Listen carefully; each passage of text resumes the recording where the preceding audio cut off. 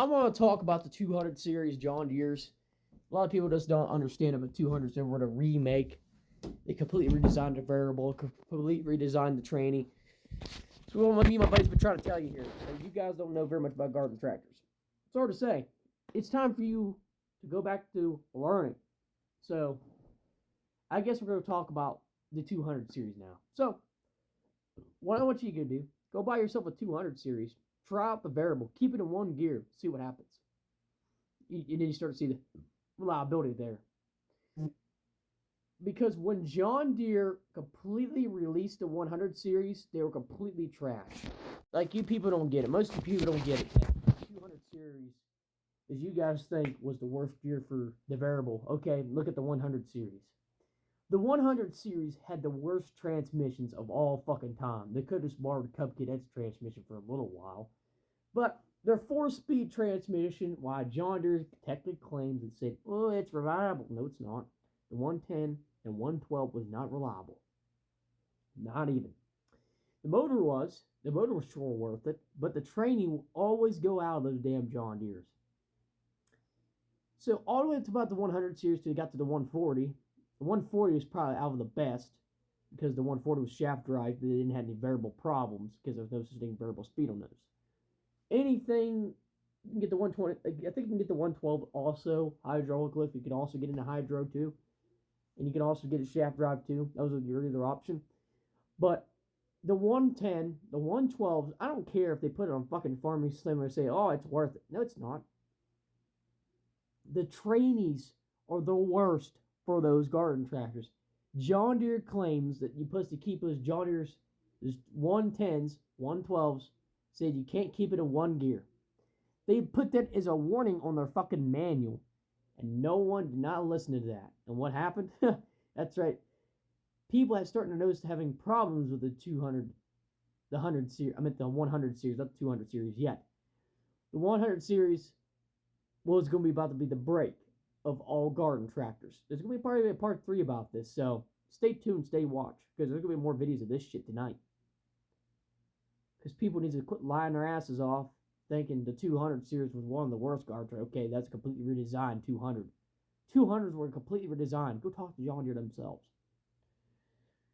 But the 100 series, they were just known to trash trainees if you just keep them in one gear. And just people didn't listen to it. People just didn't give a shit back in the 60s. That's what it was back in the 60s.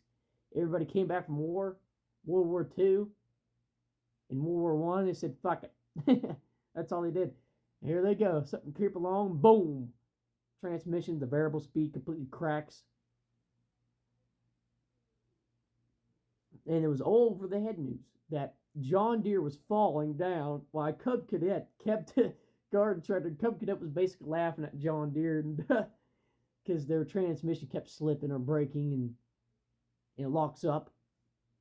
So people have complained that the 200 series, I mean not 200 series, but the 200 series had no problems. Okay, it's a completely designed variable because they finally figured out what was wrong with the variable. So speeds on those. It took them a little bit of time, but they figured it out. Yeah, I kind of wish I wish I was like you guys. Yeah. Okay, so if Cub Cadet made a shaft drive, why didn't John Deere make a shaft drive for? I don't know. Don't ask me. I didn't know John Deere was belt drive. So now this is the reason why I like to have the 200s better than the 100. See, if you have a 110, I'm sorry to say, good luck with the transmission problems. Good luck with the variable speed problems because you're gonna find out sooner or later you can't keep it in one gear.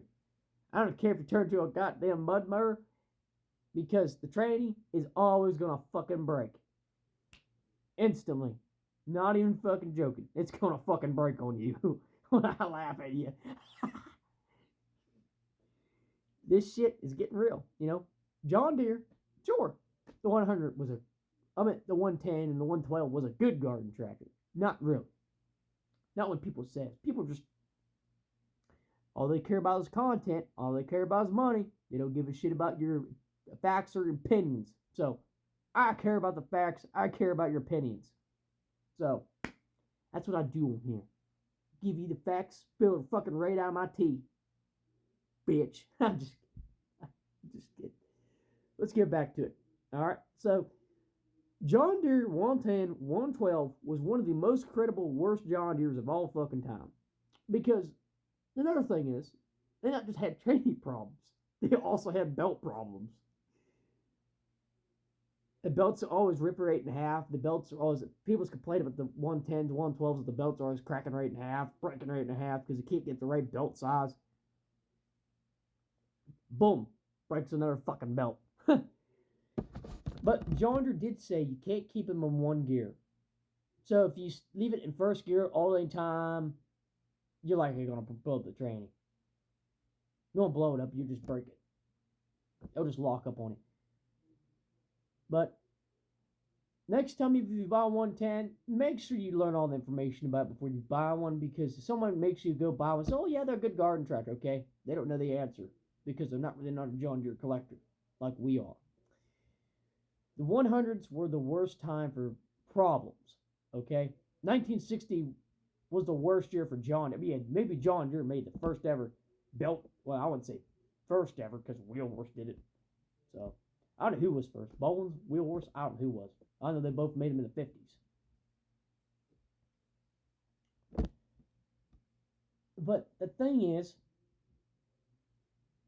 John Deere came up with their little garden tractor, thought it would be better, thought it would be reliable. No, it turns out in 1960 they just still had the same exact problem all about 66 to 65 and 67, 68, 69, 71, 72, 73, 74, 75. Oh, but 71 to 73. 74 was a 200. Completely redesigned. The 200 was completely redesigned. But I want to keep talking about the 100s. So, not only just the belt problems, the transmission problems, but they also have gear problems of shifting into gears, because sometimes the gears will lock up. It's been sitting outside or a few months outside, or they notice they complain that the gear shifter will get locked up, get stuck. Cub Cadets, they got sealer in there to help seal the whole entire plate on there. John Deere didn't think about this. They just put gasket over it. And over time, that gasket would deteriorate on the 110s and 112s, causing them to have more issues. So, if you go to a few John Deere dealerships, if you notice it was a 112, 110, you ask the John Deere manufacturer, are those good garden tractors? Well, they are. Some stands. But they had their issues just like any else garden tractor had.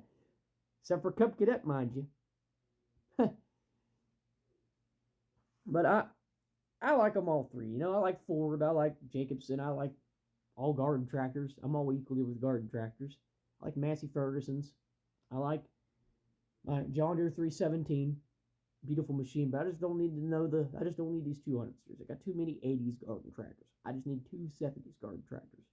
If I don't get a Ford LGT, I'm going to lose my fucking mind. If I don't get a Massey Ferguson, I'm going to lose my fucking mind. 1650 or a 145.